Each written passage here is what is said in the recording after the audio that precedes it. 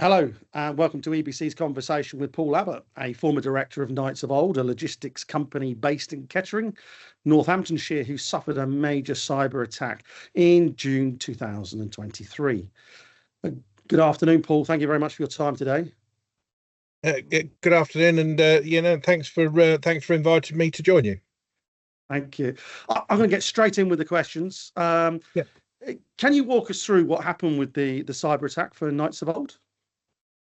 It was a midweek night time. We'd got some night traffic transport supervisor was on duty, started to experience some disruptions with transport management system, and reported to our 24/7 support person that he got some difficulties. They were working on it from about midnight to try and establish what was wrong, what was causing the disruption.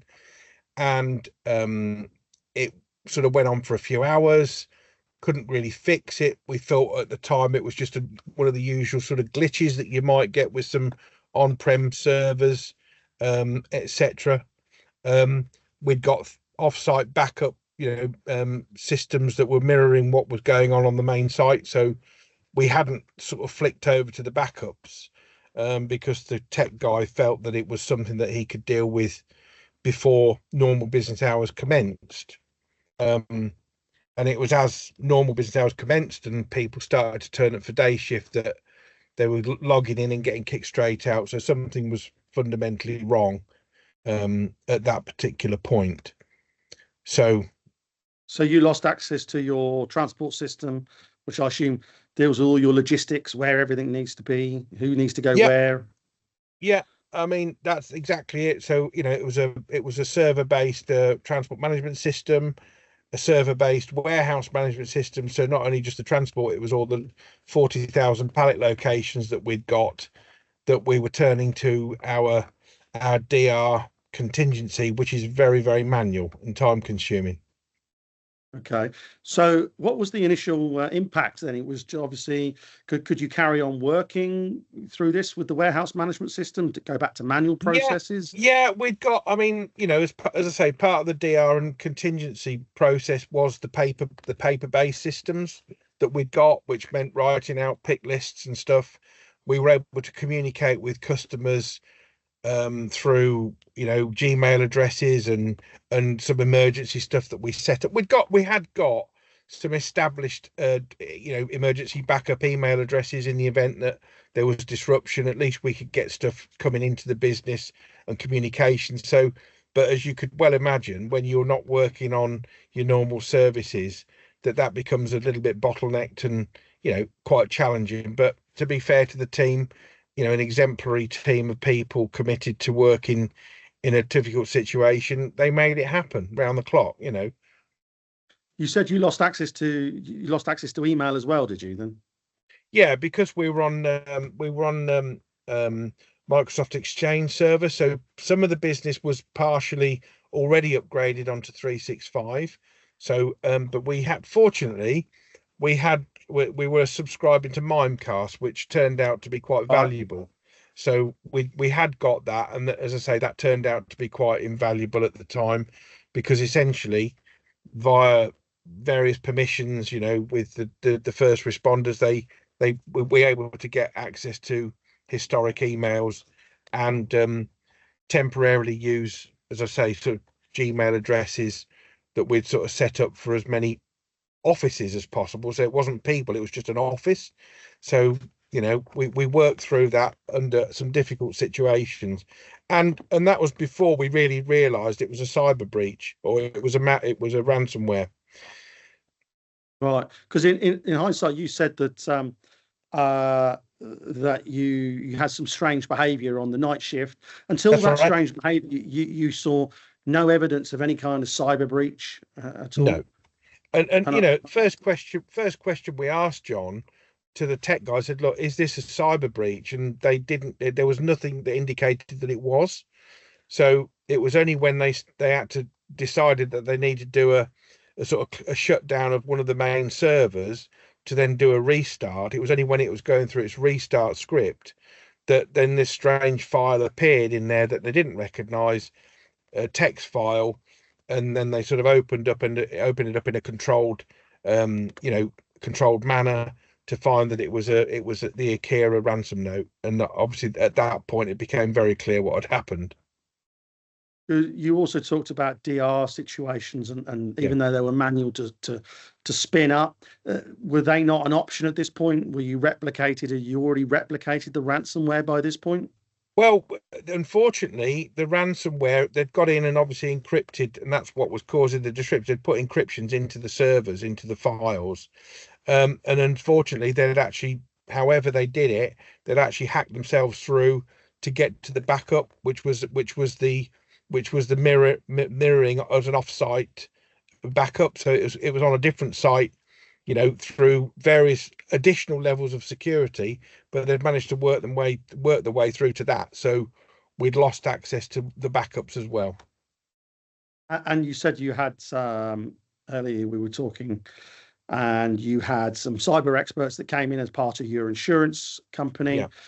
Yeah. Did they find out how long they were actually in the systems before the unusual behaviour started? No, but they were able to give us an indication of approximately how long they might have been coming in and out. They'd sort of Right. harvesting data. There was some data that was published on the dark web, but once they sort of came in after a couple of days, they sort of were looking at forensics, the forensic side of it, about how the breach might have occurred and what data they might have collected. And it could have been anything, but some of the files were really quite large, because of the number of transactions, the speed of the transactions. We had an on-premises arrangement, because trying to put that into the cloud at the time when we set it up about 4.5 years ago, it was just cost prohibitive. So we had to look at on-premises for speed of access of the information and processing. So that's why it was more on-prem, and a lot of document images, a lot of POD images that we had to keep as part of the service levels with clients. So that's why we're on-prem. But given the size and the amount of data they'd got, it was unknown how long, but I mean, they suggested it could have been up to 45 days that they've been coming in and out before they actually sort of drop the killer blow. And did they actually find the day zero effectively? How did they get in? Any insights on that? Was it via an email phishing or? Yeah, it was suggested that it was via an email or via a password breach. So they'd sort of basically hacked through into somebody's, I mean, at the time we were saying, well, how is this possible? We've got what I'd call a very firm culture of training and awareness as part of the ISO 27001 that we'd got. And, we all had to do it. Business owners, we all had to do it. We all had to do our training periodically. And there was a general cautious culture amongst all the office users about, we'd experienced phishing incidents in the past where somebody's inadvertently clicked on a link and realized very quickly, I don't think I should have done that. And again, from a business owner's perspective and the confidence that we had in the team, they had demonstrated historically very competently to contain those situations. So we'd had what I'd call minor incidents that were managed very well internally. So we felt confident we'd got a good team, we'd got a good setup, coupled with the 27001 that we'd got, coupled with the £1 million of insurance we'd got recently. It sort of suggested that we were in an okay place, a fairly good place. I suppose you don't realise that until maybe it's too late, or ultimately you've had a cyber breach and maybe you're a little bit more wise than others. Correct. And what we learned. Sorry, go on. It's all right. So one thing you were talking earlier about, you had a team. Well, what sort of size team, or what was the investment into security or the team? And was that all insourced, or did you use outsource with MSPs? Well, we had to, as part of the 27001, we had to have a third party agreement to support our internal team. So we had an internal team of about 6 operators. So there was a lead, sort of head of tech, IT, There were two as a sort of program of software. There were about 6 people in the team. That included sort of a couple of service desk people that would sort of manage tickets internally. We were a fairly large business. We've got sort of 900 people across the business, of which sort of 250, 300 of them was 200 of them were office based. So they've got devices and, printers, all that sort of stuff. So, yeah, and that along with obviously people amongst the team that would manage new projects, new installs, and new software sort of rollouts, and even sort of developments within our own infrastructure as well. So a team there plus an MSP that we'd known for many years, trusted, certain things that we required from them. They were providing our auto patching, they were providing the firewalls, systems, all of that. We trusted them, but it would appear that what they were doing for us probably wasn't as robust as it could have been, and we found out that after the event. I was going to say, it sounds like you were doing significantly more than some of the businesses that I talk to with patching and firewalls. Well, I mean, just to sort of put some context around that, John, we'd been procuring a cyber insurance policy with our broker for best part of 8-9 months, and we went through a number of different underwriters to look at policy benefits and premiums, that sort of stuff. In the end we were offered terms with Aviva, for £1 million worth of cover, and obviously they'd done their due diligence to sort of look to check our systems, our credentials, and our policies, and they were obviously satisfied enough to be able to do that, to obviously give us the policy. The policy was subject to an excess, and the excess was quite significant, but obviously with certain improvements that as we that they'd sort of said, well, if over the 90 days you look to we were in a position where we were actually starting to look at a complete update of the infrastructure, so that on the back of that update, whenever we'd concluded that, they offered us improved terms on the they didn't the cover wasn't conditional with the terms, but the excess was conditional with the fact that we would get a lower excess once we'd done the upgrades, and they were just basically probably moving more to a partly cloud-based system, and the servers were sort of 4 to 4.5 years old, so they were due for there was a whole project pending for the upgrade. And obviously with what we've got planned, they said, well, actually your excess will come down once you've done that, which well, and that's good, because a lot of insurance companies only ever want to put the price up. So it was good that you were being offered at least discounts for improved security. It's something we haven't really seen much in the industry. But what was the actual cyber insurance worth it in the end? Did you actually try and negotiate the ransomware? Was it actually ever paid? Do you mind saying how much it was for?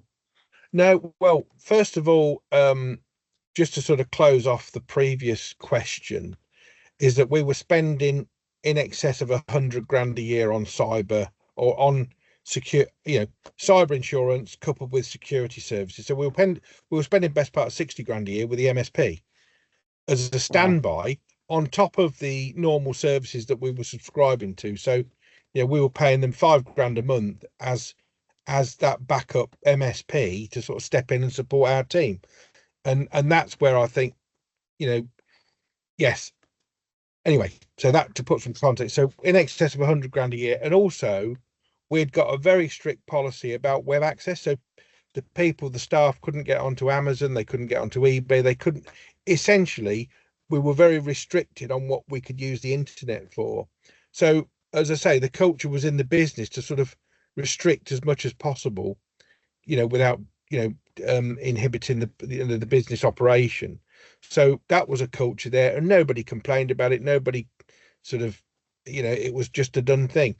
We got restrictions on USBs in all the devices, so you couldn't plug a USB stick in and download stuff what was on it. They were all locked out. So I think we'd got a really good framework of security. Yes, definitely. Sorry, but John. no, that's all right. But was the cyber insurance then worth it? Did it pay out at all, or? It did. It did pay out eventually. I mean, the thing that was difficult was actually because we'd lost a lot of the financial data and what was going on in the business. It took a bit of time to pull together to quantify the actual claim. So the policy was up to £1 million, and it did pay out. So obviously the forensics first of all came in to determine whether we were in breach of any conditions of the policy, which we weren't. But it took until early the following year to actually get the claim paid out. So by that time, the business had gone into administration. So, and to cover the other part off, we didn't pay the ransom. We didn't get to a position whereas there was a figure being discussed or negotiated. Through the insurers, they referred us to an agency in the state that was a specialist sort of negotiator that had dealt with Akira in the past. So they were like seasoned negotiators that you pay a one-off fee and they'll go and negotiate for you should you want to negotiate. But obviously, given their experience and knowledge of the threat attackers, they said, well, look, the size of your business and the characteristics, they're going to be looking at between 2.7 and $5.3 million. So that's the sort of numbers they're going to be looking for, given the size of your business.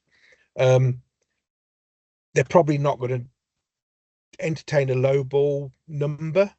And really, just to sort of cover that off, is the fact that business wasn't in a position to entertain any of those numbers. They were far prohibitive for what could be available, what could be raised. And the other point in that discussion or that negotiation or that consideration, more to the point, was given the size of the files that had been encrypted, there was potentially a risk that the quality of the data that within those files may not be what you left. They may be, lost its index. It may be corrupted in some way because of the encryption.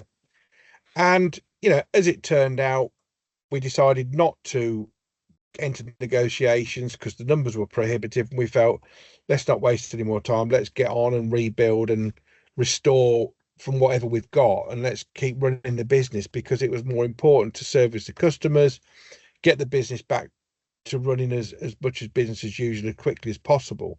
So we focused the energy and the resources on that. Through the period of the first responders being there were various tools, decryption codes that were being shared amongst the trusted parties of National Crime Agency, Cyber Centre, all those sort of divisions. And there was a code that was shared, a decryption code for a file or for one of the a code that said, well, actually, this might work for one of the files. So these decryption codes that were coming out, as we understand, they could work for files up to the certain size, but not above. So if the file's too bigger than what this decryption code will cope for, nothing will work. But if you've got a file that is less than what that code can cope with, then it'll decrypt the file. As it happens, a code was shared with us that we're able to decrypt one of the files that we'd got was encrypted. It decrypted it, but it had lost all the index, and it was a load of proof of delivery images that, quite frankly, there was tens of thousands of them in this file, that they're in there somewhere, but you've got no index. You've got no way of finding them other than just troll it. So it was arguably pretty useless. So I think we made the right decision not to pay the ransom. The authorities don't really want you paying ransoms and stuff like that if you can help it. People do pay the ransoms, and the feedback that we'd got from Coveware in the States was that out of the 20 odd cases that they dealt with on Akira, they'd had a 97% success rate with them, which was quite good. I think the one that questioned I would ask me, is that what about the 3%? What happened to those? I think that's a point to say it's not 100% guaranteed for sure. Although that, the people were lucky and they got back what they hoped for. But you basically said in the end that the time delay including to the rebuild, was so long that it had a lasting effect on the business. Yeah, I mean, fundamentally, and operationally, and I'm from an operations background. I'm not from a financial background, although I can count. We operationally, we knew what to do. A few of us have been around the business long enough. We knew how to write tickets out. We knew how to communicate. It takes an awful lot of energy to keep a business running like we did, but we've got a team around us that was responded to us and stood by everybody and actually picked up the baton and ran with it. We did it. It made it work. We didn't lose a customer. We didn't drop any turnover. Bit of disruption for a few days, but we soon got back into the swing. We even put new customers on during the period. But the thing that really crippled it was just the inability to produce credible financial data, which again was on a server-based Sage 1000 system, and we just couldn't rebuild the financial reports to a satisfactory level that would satisfy the lender for one. Obviously, they're the ones that have got first charge on mortgages and what have you. And secondly, for our financial experts that we'd got in to try and help us manage through this situation, for them to even go to a market to look for a distressed purchaser or a distressed investor, to sell a chunk of the business to bring some working capital in to actually sort of keep it going. So all of those things, because we couldn't produce the financial data that's required, the management information, as we know, nobody could do any due diligence that they would need to do as a bare minimum. And we'd got two high net worth individuals that knew the business, that liked the business, but they just couldn't work in the time that was given. So we ran out of time. And then unfortunately, the company went into administration because of that. Yeah, we were forced to place it into administration because, quote the lender, we're funding you blind. So that's how they saw it. But regardless of the fact that the bills were going out, what we didn't have visibility on was what the costs were coming in. So we couldn't provide a full picture. We just hadn't got the ability to provide a full picture of, what the financials were really looking for. At the time, the cash position was really low because we just opened a new warehouse in Luton.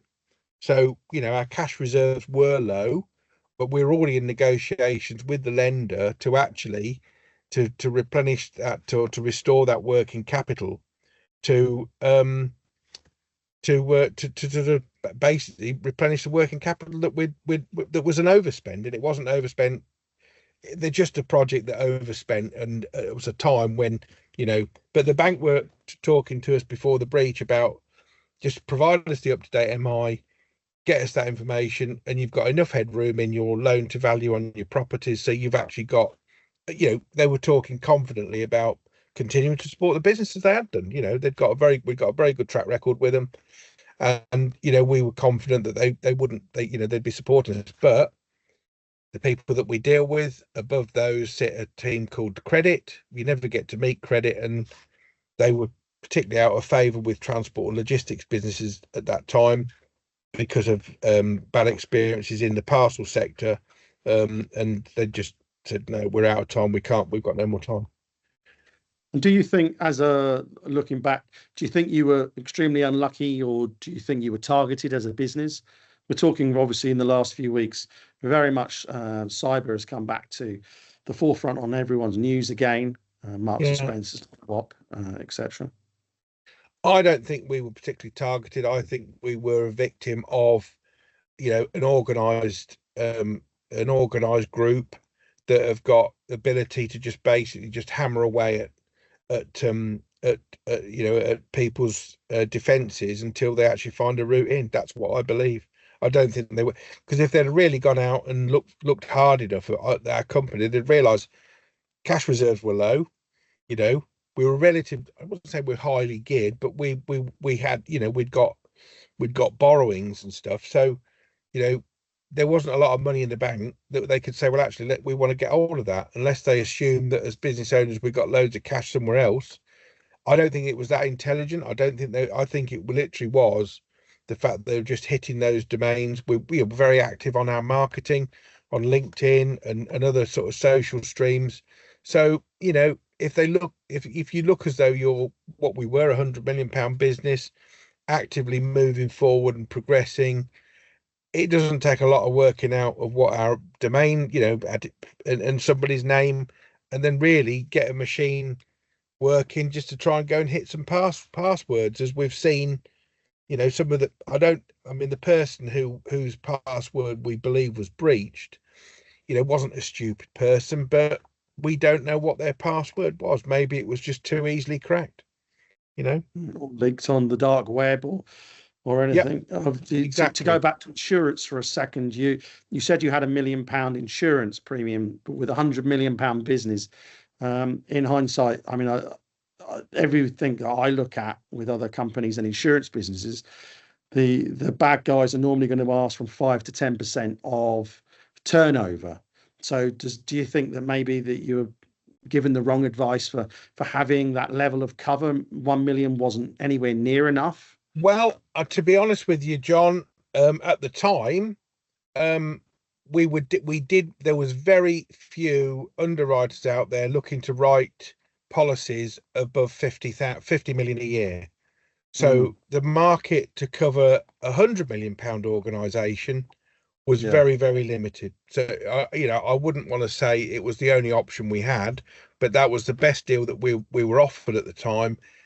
I mean, even our broker said, look, you know what? I tell you what, you've got a really good offer there, you know, and it costs us what, 40 grand a year, 42 grand, including the tax. So it was actually a relatively modest premium to pay for the level of cover that we thought actually we, we just hope we're never going to use it. Well, and that's, I suppose, like any insurance, I still see a lot of businesses now that don't look at cyber insurance. Doesn't seem to come up for them. Have you got anything for anybody that's looking for cyber insurance right now? I've got, yeah, I mean, I've got a view on that, and I've got also, you know, some very well positioned, you know, underwriters that are keen to talk to good businesses, good risk, um, that I work with, you know, for similar reasons why, you know, we're working with you. But I think the first thing is that prevention is definitely better than cure. So I think personally, the right, if you're with the right partner to give you the right level of security and the right services, and they're very proactive on that, then, you know, to go out and get insurance after you've done those, you've exhausted, you know, as much as you possibly can, the security element and the culture within your business. The insurance is secondary, I believe. I mean, there's a company that I know, very good friends of our business, and you know, I had a conversation very shortly after our breach because they were very concerned about us, not just the business, but as individuals as well. And we had a conversation about this and what we'd learned. And they were actually said, well, we didn't even bother with insurance. We actually went down the security route. So we don't insure, you know. So they actually chose to invest in the security rather than insurance. So some people do recognize the benefits and the pros and cons of insurance. For me, if you've got your security about right, then your insurance you should get a good policy for a modest premium, because insurers want good risk. And it sounded like you went to spending nearly £100,000 a year on security. It was not short change. You were Mm. spending quite a lot of money on this, Yeah. and you felt, was it? Could you have spent that insurance money on more security? Well, hindsight's a wonderful thing, isn't it? So Yeah, well, it is, and I think the point of my point is the fact that you've got to know what's available to you. You've got to mm, know, and people, as I said from the outset, is that I think business owners need to sort of lend some of their valuable time just to understand the concept of the risk and help their, you know, CIO to make the right decisions for the business. Work with them. Don't just see them as another cost. Oh, they always want to spend money over there. Well, you know what? This is like health and safety. It should be at the top of your agenda at your board and your board meetings. There needs to be a culture of safety and security. But I'm sure that most businesses have got safety first, welfare of the people, because there are corporate responsibilities that come with that. So people sort of respond to that thing. And I think the cyber security bit needs to sit somewhere alongside that, because I think if you're going to be corporately responsible, and that, there's been a few things come out in the press just recently that I've spoken to the press about, all for the right reasons, the reasons I'm talking to you, John. But there's people that will comment on some of the things, particularly in the Mail, where there was a page last week, and some of the people can be very critical about us as business owners. And yeah, it can be quite upsetting, because I did feel that we'd actually given, certainly not held back in the investment, but and I do realise as a business owner we are responsible, ultimately responsible. I can't blame anybody else for it, but not everybody can be the expert, John. And again, you've said about the CEO, you're ultimately the responsible, and the shareholders. You definitely weren't small, being 900 plus staff. So if it can happen to you, it can really, and Marks and Spencers of late, it can happen to anybody, especially smaller businesses. I mean, not that it makes me feel any better, because we lost our business. Life's had to start again for us. So, we're back to a humble transport business, some consultancy work, still got a mortgage, still got to work. And, and that's where we are. 2 years ago, this was 2 years ago, John. And today we're learning that Marks and Spencers, Harrods, people with deeper pockets, and you'd like to think probably cleverer than we were, are still getting breached today. And as of today, news that the legal aid service has been breached as well now. So there's more personal data and banking data got out there. That's and you have to ask yourself, well, people can criticize when they're in a good place. Throwing stones in glass houses isn't the right approach at this particular time. So we need to work together on that and help businesses understand what they need, where they need to invest some time and spend money in the right place. And I think it starts with something you said about putting cyber on the agenda in the board meetings. Absolutely. As a serious contender. And unfortunately, that also means spending more money and try to fight. 100%, I agree that prevention is far better than the cure. What do you believe are the sort of biggest myths or misconceptions about cybersecurity? I mean, again, coming from a business owner that has spent money, thought he had and invested a significant amount of money into a business, and that still wasn't enough.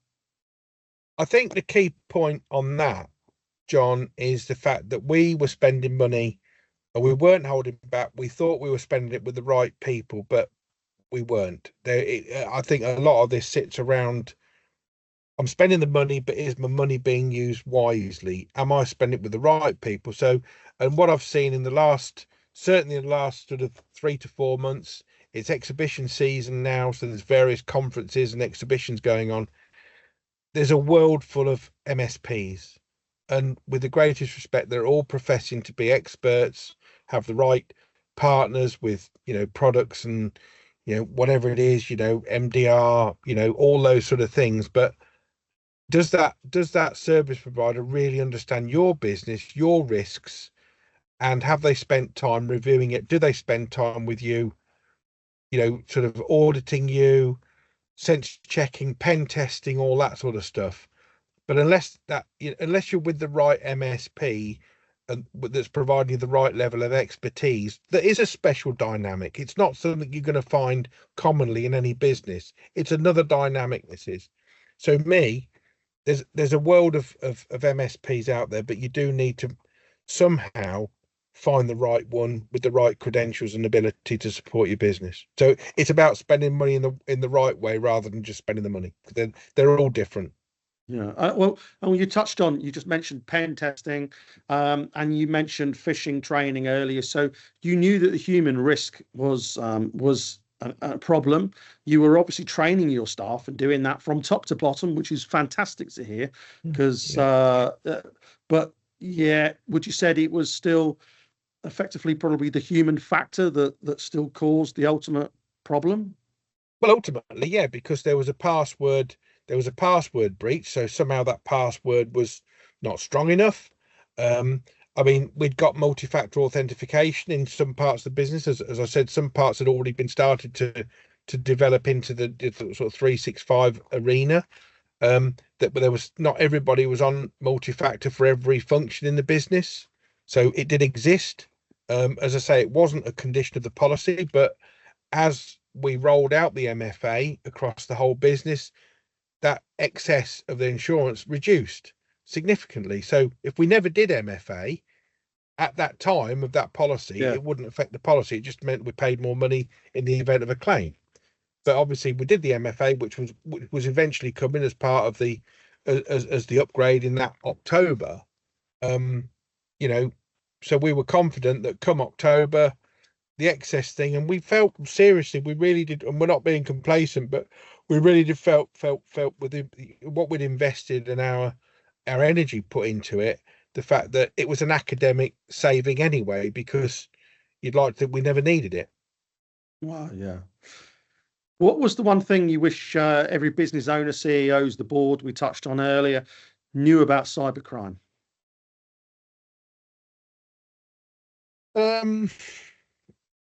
I think the fact you've got a firewall, you've got antivirus, it's not enough. The dynamic of the threat attack groups, they're cleverer. They're getting, I mean, AI comes into this in twofold. We're using AI, or people are using AI now to defend, but they're also using AI to attack. So all of this stuff is a constant battle of the titans, and it's almost like a boxing ring where, you know, you've got two equally matched fighters. You know, you are whacking a blow and he's down for a minute and now he's back. You know, it's a never ending battle, I believe. And that's why the dynamic, you need to be with some pretty decent people that understand what's going on here, that focus their energy on, you know, mitigating the attacks and the potential breaches. You know, if anybody's not had a look at some of the products that are out there, and even some of the traffic that's bombarding you every day or every hour or every minute of people just trying to get into your system, it's quite a horrific thing to look at. And I think that speaks 1,000 words. If you show that to any business in there, they'll think, oh my God, is that happening to me now? Yes, it is. Okay. That's why you need good protection and security systems. So I 100% agree. So, and what was the scariest moment of it all? I mean, what was the point the realization set in that it was a cyber breach, and maybe it wasn't going to be as easily as transferable or recoverable as you once thought? And I suppose, what was that time scale? Were we talking days? Or we talking weeks? Scale, well, from when we actually, and I mean, I have to say that from when we found out that evening, that the evening of the disruption, or the afternoon disruption, that it was a ransomware attack, and that's why our systems were down. We'd already invoked the manual processes to keep the business running, and after some very sleepless nights, you know, long days and sleepless nights, very long days and sleepless nights, you know, after about a week, we actually started to see, and we'd got a really, really lightweight transport management system tucked in a drawer somewhere that we pulled out, and you know, we no, seriously, we'd got it, and we'd got things. Yeah, the tech guys said, well, I think with a bit of tweaking here, we can actually get this online. We can get, so we very quickly recovered operationally, and we honestly really felt that if we can recover the operation, keep the freight moving, keep the customers happy, keep the cash coming in, we're home and dry. And without being complacent, I think within 2 weeks, we actually felt confident that we'd got into a plan, a very firm and sustainable plan B to support the recovery to get back to normal. And so really, I think within 3 weeks, we felt we'd got sort of almost like normality in the operation, but not in the finance. That's where the struggle was. And I would say that we'd just signed up with a new accounting software company, which was cloud-based, So we were moving away from the traditional Sage system, and this is another part of a bit of a learning, is that when we really needed them to step in and help us sort of get some this MI put together, they haven't got anybody that could step in and help us at any cost. So they turned out to be, again, a partner that, and yes. So again, when you're getting into bed with these people, you need to really do kick the tires on, well, what about your backup? What about your support? What happens if this happens? What can you do for me? Because we can't all be the expert, can we? No. Okay. And what was the total cost of the breach to you? Ultimately, you lost the business, unfortunately, but was there a total loss of the business when it went into administration? Well, I mean, if the business had got a value of, I don't know, I can't, if the value of the business, if it were to have been sold at the time, was say 10, 15 million, whatever, 3 shareholders, we lost 5 million quid each, if you want, for the round terms. The business could have been worth an awful lot more. We were investing, we were taking modest salaries, we weren't taking dividends, so we were on a growth path. And at some point over the next sort of 3 to 5 years, we'd probably look to say, right, okay, what are we going to do with the business now? Do we sell it? And we've got people that are always interested in the business, but we weren't ready to sell it at the time. It wasn't in its optimum saleable. We'd invested, we'd bought new warehouses, we'd invested, so it wasn't the time to do it. So we were just entering a period of consolidation anyway, to actually start to pull it together and make, sweat out what we'd invested in to really get it working properly. And then it could have been worth 20, 30, 40, 50, 100 million. Who knows? But, Wow. To put a cost on what did we lose? What would it have cost to keep the business running at the time? Not a great deal. The insurance money if that had come in, that may have bought us the time we needed to sort of just buy the time to restore the financials, to then give us that sort of leg up that needed at the time. Unknown. But you know what? I'd sort of been with the business, 2 business partners were in it.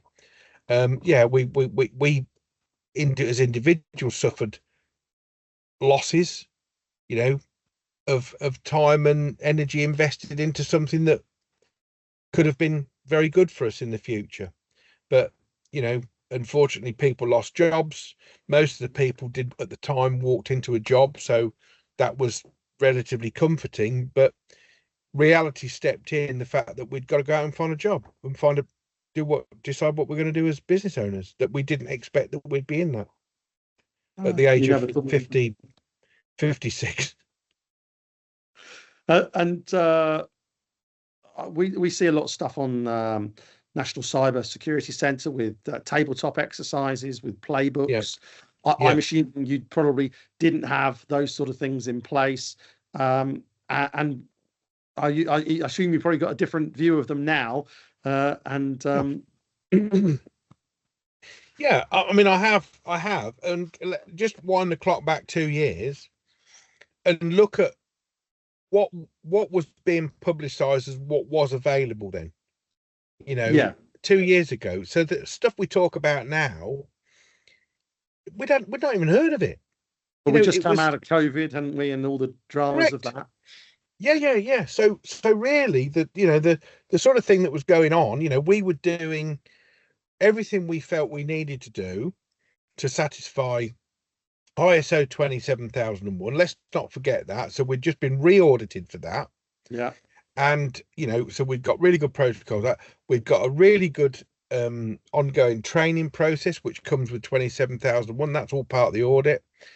We've just been given £1 million of insurance by Aviva without, at a fairly decent cost, and we'd got offsite backups. We'd got people that were genuinely conscious and aware of the risks. There'd been minor breaches. Somebody's received a phishing email from what they think is the chief, one of the shareholders to say, go down to Tesco and buy a load of vouchers and give me the code because I need to.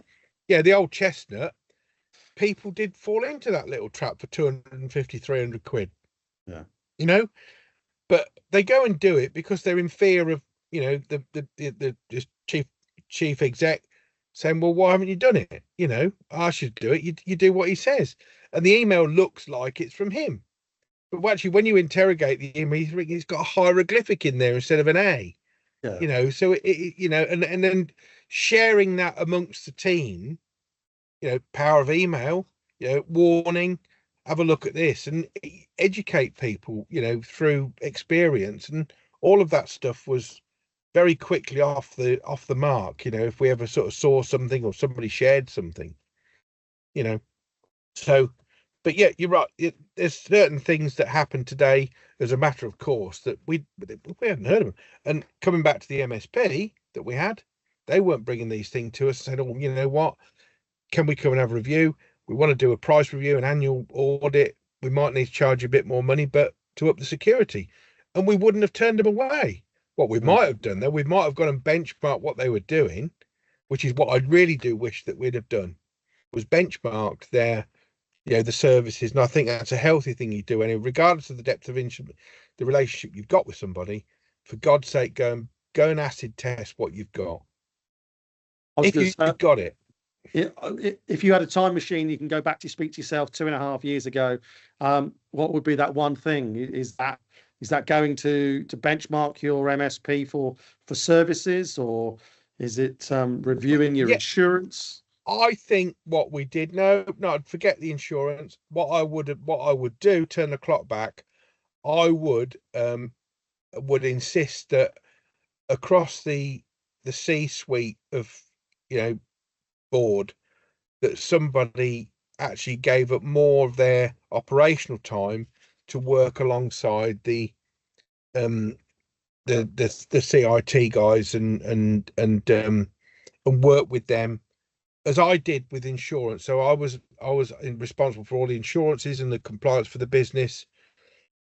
And, you know, it wasn't something, we understood it. We looked at the risks. We had a really good culture about minimizing claims and keeping the truck safe, the drivers safe.